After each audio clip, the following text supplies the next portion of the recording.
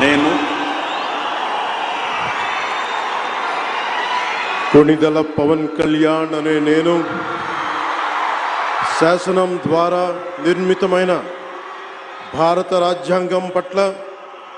నిజమైన విశ్వాసం విధేయత చూపుతానని, భారతదేశ సార్వభౌమాధికారాన్ని సమగ్రతని కాపాడుతానని, ఆంధ్రప్రదేశ్ రాష్ట్ర మంత్రిగా నా కర్తవ్యాలను శ్రద్ధతో అంతఃకరణ శుద్ధితో నిర్వహిస్తానని, భయం కానీ పక్షపాతం కానీ రాగద్వేషాలు కానీ లేకుండా రాజ్యాంగాన్ని శాసనాలని అనుసరించి ప్రజలందరికీ న్యాయం చేకూరుస్తానని దైవ సాక్షిగా ప్రమాణం